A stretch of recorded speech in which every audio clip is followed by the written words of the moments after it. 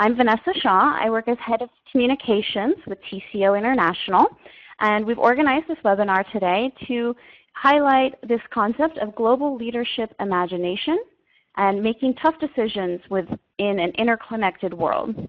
We have our guest speakers, Nigel Ewington and David Trickey, who are the senior partners of TCO International, and they'll be taking us on a journey through some stories to highlight this concept and what they've learned with working in this field for more than 25 years.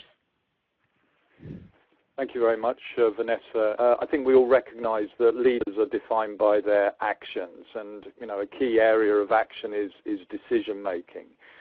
And in a global operating environment, these decisions are often taken about people in environments that we're not familiar with. So leaders need to take decisions about people in other environments. They're not always familiar with those environments, and sometimes they need to take key decisions within unfamiliar environments themselves, so through mobility, through project trips, etc. And today, I think a key question for all of us is what kind of thinking do we need to apply in making tough decisions in such a context and doing it in the right way? What about the challenge, David, today? What are we looking at? Hello, everyone. Yep, it's David Trickey here. So the challenge really here is, as you can see from this cartoon, which I hope you can see, we have the CEO inviting our unsuspecting global leader to enter into a new global leadership role. And, I think you'll find the decisions here are quite straightforward. And I think, as many of you know, working across cultures in a global leadership position is pretty challenging sometimes. And what we'd like to focus on in the session here is the challenge of making tough decisions where there may be very different cultural beliefs about how those decisions should be made and what the right kind of decision should be, and how to implement that decision in very different cultural contexts. The story is one which might be very familiar to anybody who's involved in the world of project management, of global project management. And we're going to tell the story of Jose. Here we have Jose. Jose is based in Mexico, and he's recently been put in charge of a major project for a client in India. Now, this project requires coordination across 3 countries in his organization. And in this particular case, manufacturing is happening in China, sales and the final assembly will be in India, and engineering will be in his own country, Mexico. Now, for Jose, the project's already started, but it hasn't started particularly well because they've already got a delay. And my experience of working in for organizations with global projects, they often do start with delays for a variety of reasons, and he's having to work to very strict deadlines.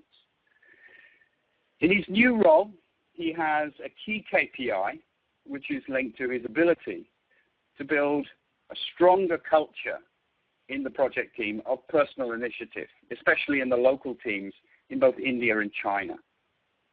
I mean, people there, according to the headquarters of the organization, tend to wait for instructions in head office in their country before actually doing anything. And this is making progress on the project slow, inefficient, and pretty difficult to manage at a distance. Now, at 9 o'clock in the morning, just as Jose is about to get on his flight to Mumbai for one of his regular project reviews, one of his local managers, called Amala in India, calls him saying that without consulting her, one of her contributors, one of her collaborators, Roshan, a guy called Roshan, has been showing too much initiative. So there you are, going through the check-in there of the hotel, getting this call, of the check-in of the flight, getting this call. So she has heard that Roshan has paid a sum of money, around 3,000 rupees, that's about $50, to a local customs officer. And she's done that in order to ensure that an important consignment arriving from head office is cleared through customs more quickly.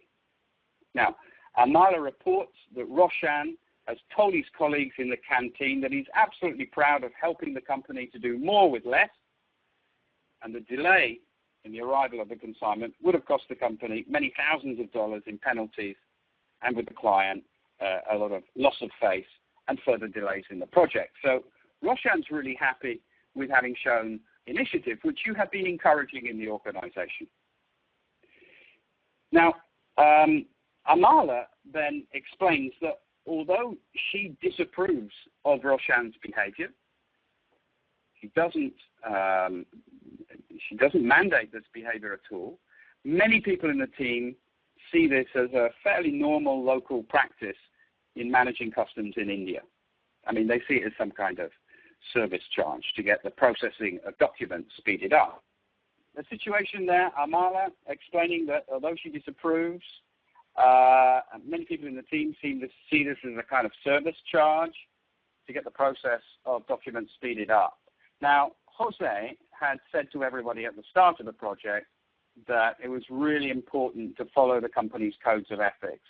And he put posters up around the office on his last visit to India, explaining what he expected in terms of behavior, gave presentations about this. But Jose's a foreigner, and he's only flying in and out of Mumbai to check on the progress of projects. And so he's not really sure about the real impact of local ways of doing things. So, he's asking himself, is this how we need to deal with customs here? Now, Jose has heard that the bribery, the paying of local officials is illegal in India, but has also been told that it's fairly typical that his project will maybe never be completed on time unless occasionally these small payments are actually made. Now, until now, Jose has not faced any problems on this kind of issue before. So Jose personally recruited Roshan at the start of the project. He kind of identified him as a talent, as somebody who was bright, who was showing initiative. Now, at the moment, Amala is waiting for Jose to make a decision on this. And he's on the plane, he's flying to Mumbai, and by the time he gets to Mumbai, he's going to have to make a decision. He's going to have to make a tough decision about what to do in this situation. Now, Jose wants to promote initiative, proactivity in the organization. That's part of his KPI. But on the other hand, he feels uncomfortable with the way things have been handled in this particular case. The project is still behind schedule. He's under a lot of time pressure here, but he's feeling extremely uncomfortable because this seems to be going against how he would normally handle this type of situation. But he doesn't know as a foreigner. So that's the situation, practical situation, that could be facing somebody in a global leadership position, in this case as a project manager in a multi-country project. So what we want you to do is to put in the chat box here what action you instinctively feel is most appropriate in this particular situation. So we've given you 5 choices there. 5 choices there. We've given you one choice, which is to fire Roshan immediately, obviously explaining to everybody in the team why you did this. Now, Jose does have the right to do this in the sense that he can bring this to the attention of local HR and ensure that disciplinary action is carried out at a local level.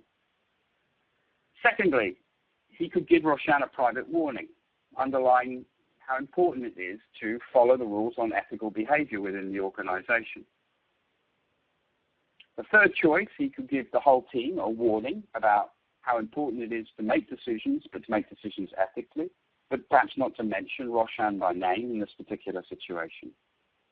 Option 4 is a kind of combination of both 2 and 3. In other words, give Roshan a private warning and give the whole team a warning on the importance of this issue. Or number 5, you've got the choice of doing something completely different from any of the options above there. So what we'd like you to do is, in the chat box there, to insert your choice in terms of number. What we'd like to do is to explore what Jose could do in order to explore this kind of decision. James on 4 there as well. So I'm seeing a lot of people who would give Roshan a private warning, but talk to the whole team, not mentioning Roshan by name, but making sure that people are very clear about this issue. Elif also going for 4, maybe 4, a high context 4. Okay. Right. So the challenge. What was this challenge about, Nigel? Yeah, I mean, moving on, this story is about a tough decision, and many of you may have not have faced a situation like this, and some of you will never face a situation like this. So, first, why have we chosen it as something symptomatic of some general challenges of global leadership? And secondly, how can we help in terms of decision making? What are the perspectives you need to consider and the steps you need to take before finally making the decision and communicating it? So that's what we're moving on to look at now. And what I'd like to do is ping pong with David in taking each constituent part of this story and looking at how it's more symptomatic of global leadership and therefore particularly challenging.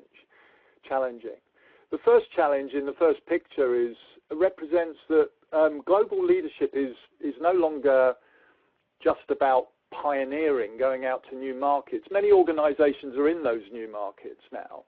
And it's equally about bridge building. It's about integrating multiple parties in complex, time-sensitive projects. And as this quotation below, which shows, which you can see below, a growing challenge is not only to coordinate, but how do you motivate? How do you get commitment? How do you get loyalty from different cultures, ages, values? And all this, of course, is made more complex because it's set in a context of GDP growth in emerging cultures, where the need to get people in those cultures engaged and participative is particularly important. So over to you. What is the next challenge shown in this story, David? Okay, the next challenge is about the issue of adaptation. The degree to which we know, certainly Jose knows that he probably has to adapt to other cultural norms there. But at the same time, as somebody representing the head office of this organization, he's also got to create some consistent behaviors across different geographic locations that, as we've got here, it says, that foster high performance despite cultural differences. So he knows that China is different. He knows that India is different. But at the same time, his job is also to build consistency. And we kind of use a metaphor for this. It's a concept that Nigel and I have recently developed, which we call gyroscopic leadership. And gyroscopic leadership is a metaphor for capturing 2 ingredients that we think are essential for global leadership success. And I think if there are any engineers out there, they're going to know that a gyroscope is only stable when it's in a constant state of motion and flexibility. And it can only remain flexible and move when it's upright and stable. So in the same way, global leaders need to be stable in their beliefs, in their values, which give them a strong sense of purpose, a strong sense of center. But in an operating context which is global, they need to be constantly adapting to different local contexts. Now, too much stability and no flexibility, and the leader lacks the ability to adapt. And too much kind of unfocused flexibility for the local context, and the leader loses balance. And so the balance here is between the need for consistency of the global organization, in this case values, and the need for local adaptation, in this case the need to get things done and to ensure that projects are delivered on time. And I think the global leader manages to be the bridge between these two needs. So that's the second challenge. The third challenge? Yeah, the third challenge is something that Jose learns when he gets the call from Marla, that actually we need to learn to make tough decisions in unfamiliar cultural environments. And often the facts are filtered through different voices and multiple perspectives. He's hearing the story from Marla's point of view. She talks a little bit about other perspectives locally, but of course he's not there. And as the quotation suggests from Ancona, Senge, people from MIT, Sloan School of Management, Peter Senge, very famous for his book, The Fifth Dimension. In an article, he points out here and suggests here that a lot of decisions have a global aspect to them these days. This decision would have been in the past a local one, but it is no longer. There are stakeholders from head office who would be extremely interested in what the call on this is. What about challenge number 4, David? Okay, challenge number 4 is about what we do when we're faced with behaviors, particularly behaviors that we're not used to. So in this particular case, the behavior is what you can see in the picture there. That's the giving of the bribe. Of course, that's designed in a local context to get things done and may be accepted implicitly as a way to get things done quickly. But on the other hand, these may go against your own personal values. So we can face behaviors like Roshan proactively speeding up customs clearance that are designed to get things done in a local context and may be quite typical, but they just go against our own beliefs and values about what is right and what is appropriate. On the other hand, these behaviors may have a very different significance in other cultural contexts. So Roshan seems to get some consensus from his colleagues about his actions when he has the discussion in the canteen. And they may see this as simply speed money, but not necessarily with everyone, because Amala, his supervisor, she may recognize these behaviors as normal, but she personally doesn't approve and flags up this kind of breaking or breach of company ethics with Jose. And finally, the other aspect of this challenge here is that these behaviors may run contrary to our organizational values. I mean, personally, I've seen many organizations where there are very nice posters on the wall with high-sounding values, but which are contradicted on a regular basis by people's actions. And the problem is, if people are allowed to get away with these kind of toxic behaviors, particularly if they're very influential people in the organization, and they're not dealt with quickly, they tend to become the norm. They tend to become the real organizational culture, because real organizational cultures are what people actually do on a regular basis and not what we're supposed to do according to the posters on the wall. So Vanessa, can we move together to the next 2 slides so we can just see those points that David's been making. Here you have the discussion in the canteen. Not necessarily everybody is in that discussion and maybe approves of the actions that have taken place. And in the next slide, you see the point that David was making about how the behaviors may run contrary to our organizational values. Sorry, David, please continue. Yes, there was me under the strange impression here that I was actually commanding the slide set, and in fact, of course, it's Vanessa who's taken over when I went off the line there.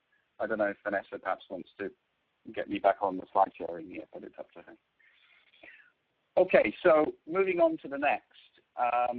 The next issue is about a dilemma which, of course, people face as a result of this challenge. And the basic dilemma here that most global leaders face is, how do we remain ourselves? How do we remain authentic, centered in our own values and beliefs, but at the same time, how can we manage to adapt to others and to local contexts and the local situation?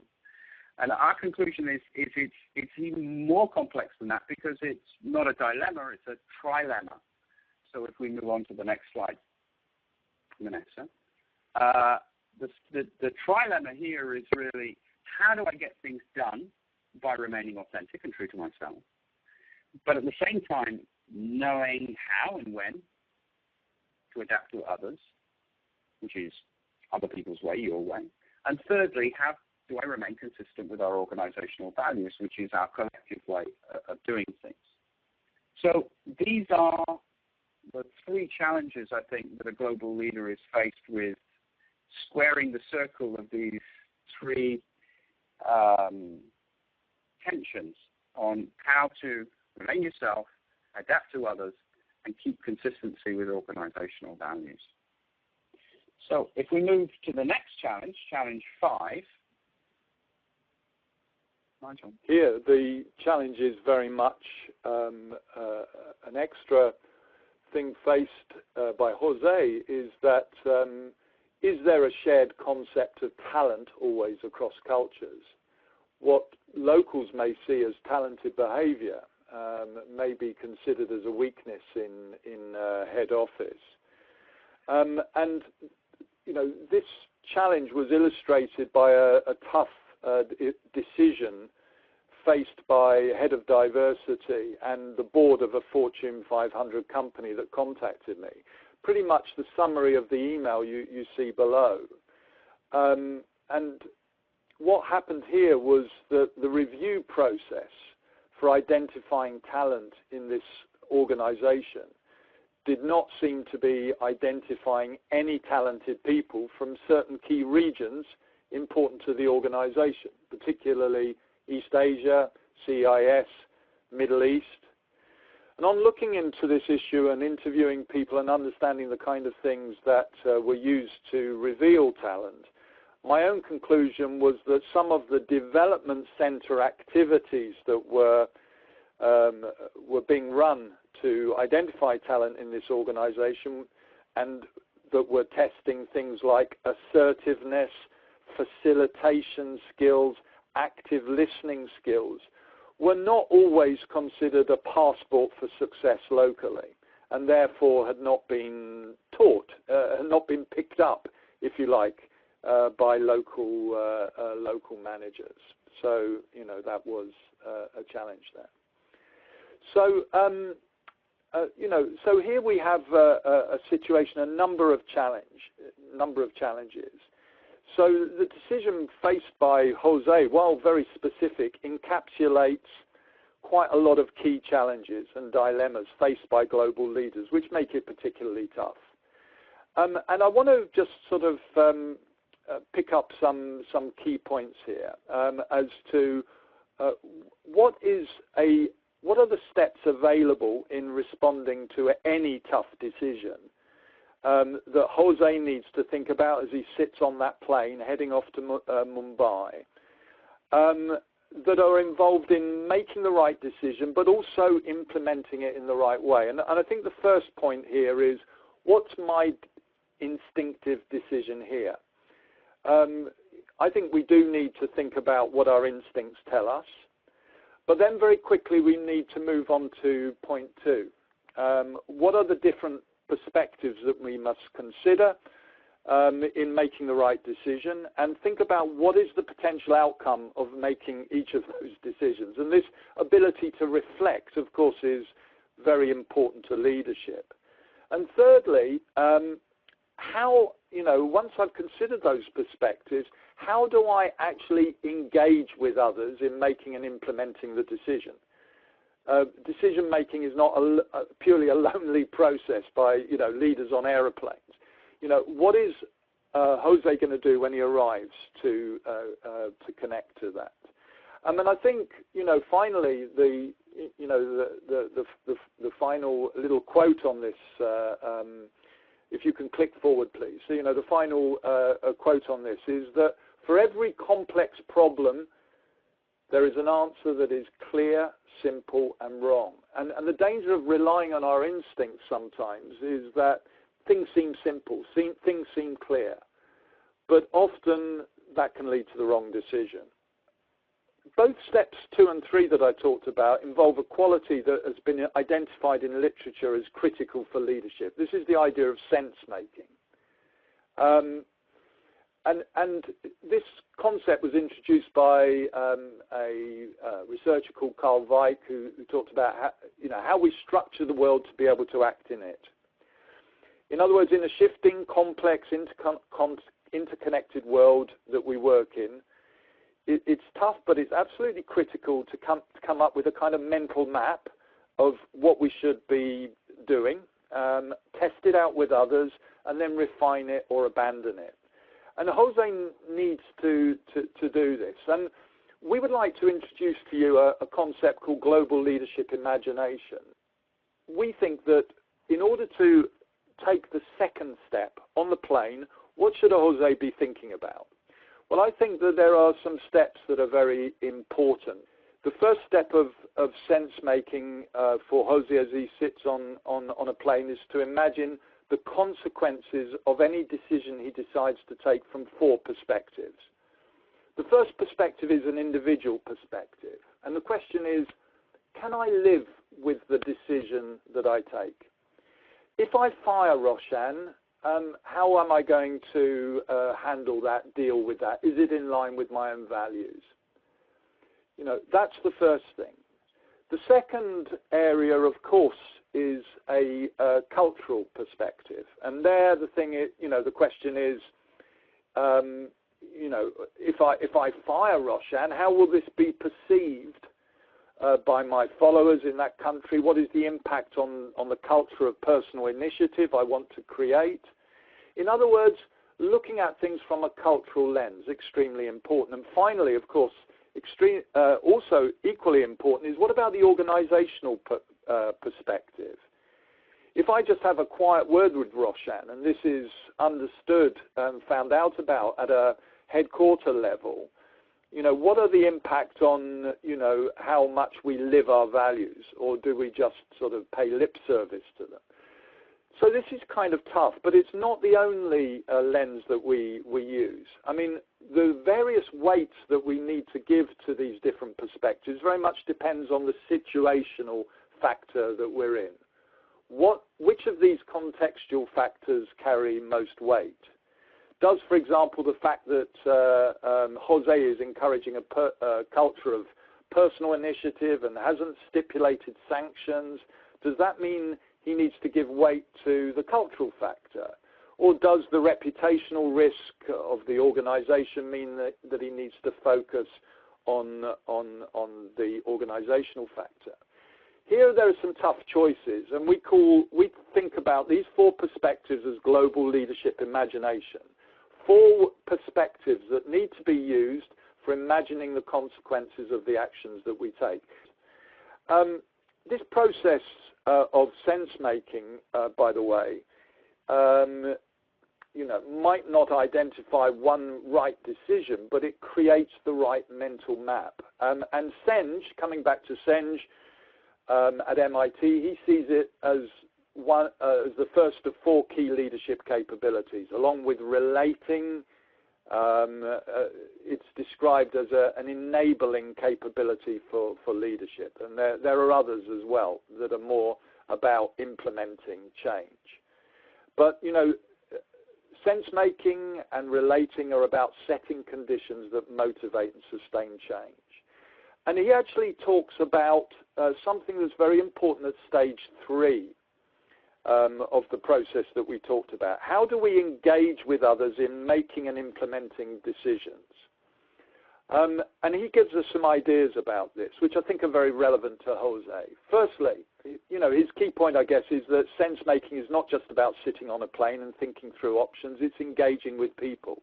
And he talks about getting data from multiple sources. In other words, find out what happened from the perspectives of different people, when he arrives, including the customs agent. Asking opinions from others, testing out your conclusions. In other words, with those who you trust, who are key stakeholders, tell them what you're thinking of doing and seeing their reaction. And also going beyond stereotypes. This is a great danger, the danger of stereotypes. I mean, sometimes we have positive and negative stereotypes. Sometimes, the stereotype might be that Indians accept this kind of corruption. They positively condone it. Well, my experience is that they don't. They very often dislike it. So we need to go beyond a stereotype. In TCO, we've identified that there are push and pull qualities for working across cultures.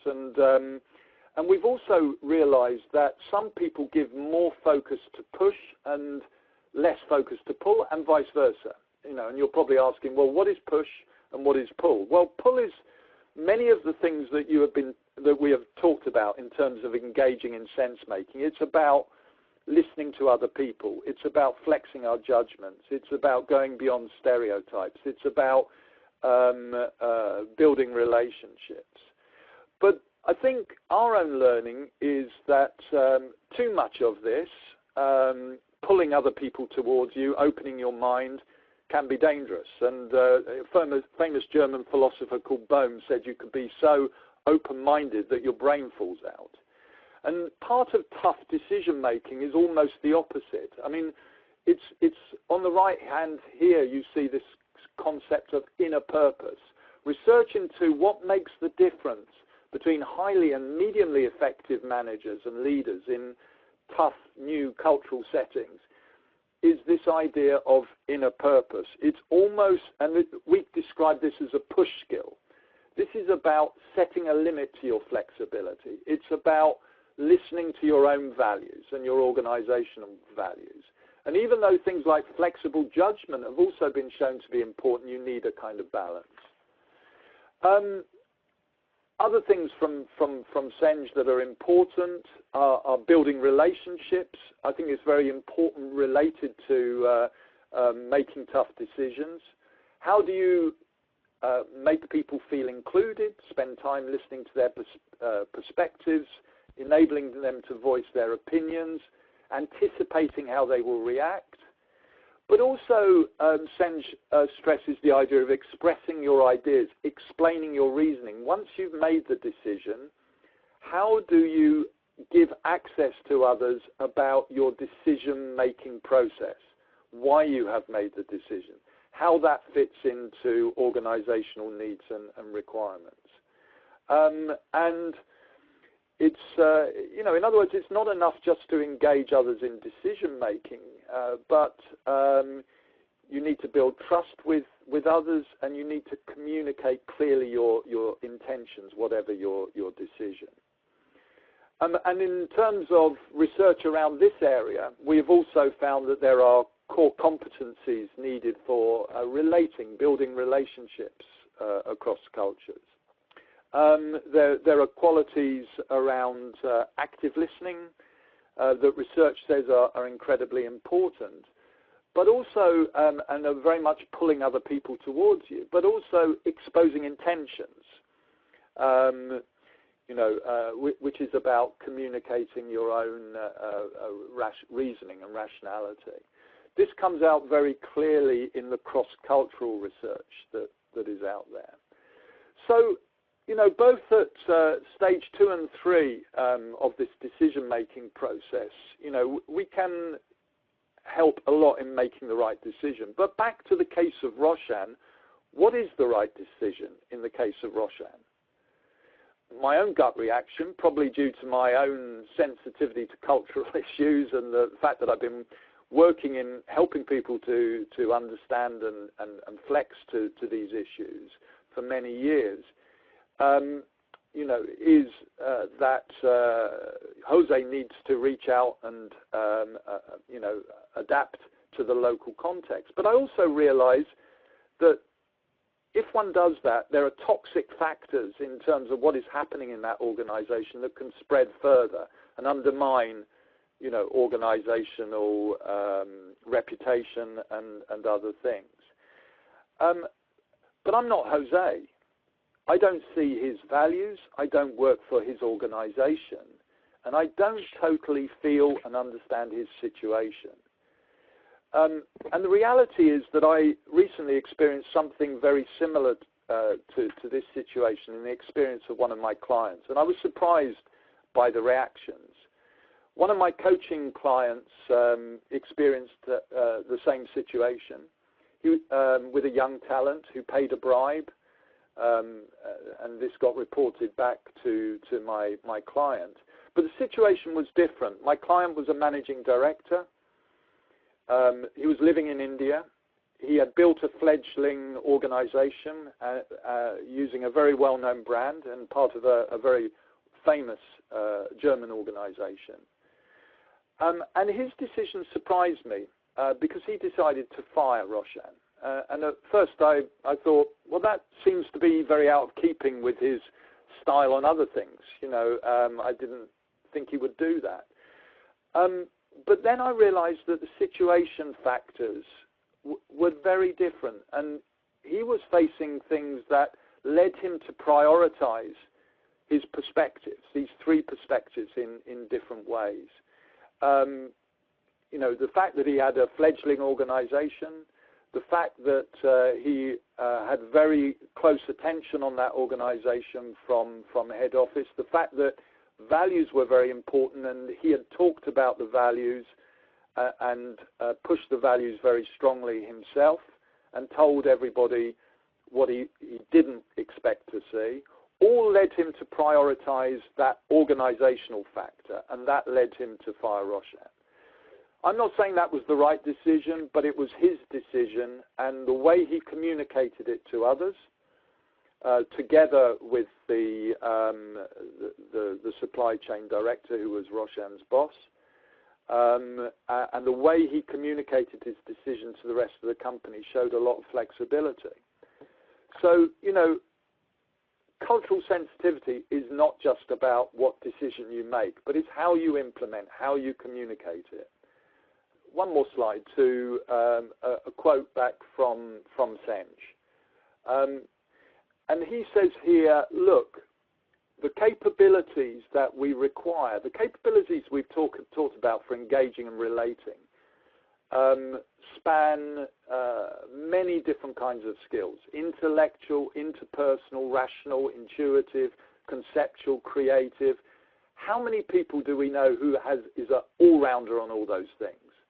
And he says in this quote here, incomplete leaders differ from incompetent leaders in that they understand what they're good at and what they're not. They have good judgment about how they can work with others to build on their strengths and offset their limitations. I would like to pass to David, really, to finish off, because I think what we do in TCO is to go beyond supporting people to find the right people to work with, but helping people to understand how they are and how they can work with themselves to deal with their limitations. So over to you, David, some words about what we do in this field and how we develop global leadership imagination. Yeah. Thanks, Nigel. I think I just want to give three very simple examples of what we've done in a very practical way in TCO to develop this concept of global leadership imagination, this ability to look through multiple filters into the future and see the consequences or potential consequences of our action, to be able to relate to people, to be able to engage with them in the decision-making process itself. So, the first challenge I think that a lot of HR people have, and organizations in general, is the issue of identifying the talent that will become the global leaders of tomorrow. And, this talent is going to need to operate in leadership positions globally. So to support HR in this kind of challenge, what we've done is to develop an assessment process to identify and to rank a global talent pool based on those four aspects of global leadership imagination. You remember the four points, with the four questions that were linked to them. So we would use cases like this, like the Roshan case, for example, to see how they could think through, how these talented people could think through and implement their decisions in an environment which was complex, with some ambiguity, which was unfamiliar, and where the unexpected was happening to them. And so we've created a kind of evaluation scale based on those 4 questions, and we can deliver this process at a distance anywhere in the world, so it's not a face-to-face kind of assessment center, but it's a virtual assessment center. And those are the 4 areas that we would look at. So from an individual level, so we're looking to see how young, talented, potential future global leaders, to what degree do they think things through, complex situations through, using their own values and beliefs about what effective leadership is, and how they would implement the decisions that they would make, and how they're coherent, their ability to talk about how coherent they are with their values and beliefs. We'd ask them to think through the impact that their decision could have on colleagues and partners from different cultural contexts. We would ask them to consider the impact of their decision on the company's reputation, on the company's brand. We'd ask them to make a connection between their decision and the company values, so that there's coherence between the company values in headquarters and the local context. Can they make sense of company values at a local level? And finally, the situational aspect, we're looking for how good global talents are in approaching the same challenge in different ways in different contexts. So they may deal with the situation differently in their home context, or in India, or in China, or in Mexico. And they have to become aware of the risk of perhaps simply copying and pasting, or cutting and pasting the approach they've used in country A to the situation of country B. And so we've got a way to evaluate and rank. We've done that with hundreds of top talents in the organization, because the organization wants to know who has the greatest potential to become a global leader in our firm. The second area is coaching. We do a lot of work with expatriate leaders who have to make quite tough decisions in a very unfamiliar cultural context. And in our coaching work, we found that the global leadership imagination concept, combined with this process that Nigel was talking about of sense making, really helps these kind of pioneers to balance their own instinctive approach, which of course comes from their own cultural background, and sensitivity to and engaging with and relating to colleagues about these decisions at a local level. So even those with a wide range of expatriate experience, maybe 3 years here, 4 years here, 2 years here, they can't afford to simply think that they can cut and paste their experience from one country context to another. It's this constant learning journey. And this makes it, of course, really exciting to be an expat, but at the same time makes it constantly challenging. And using this model and the sense-making process as well, it's a good way of getting them to think through how they can transfer their leadership skills from one context to another. And finally, we prepare, develop, design multimedia products, for example, films, which explore global leadership imagination in practice. There's one thing is to talk about it.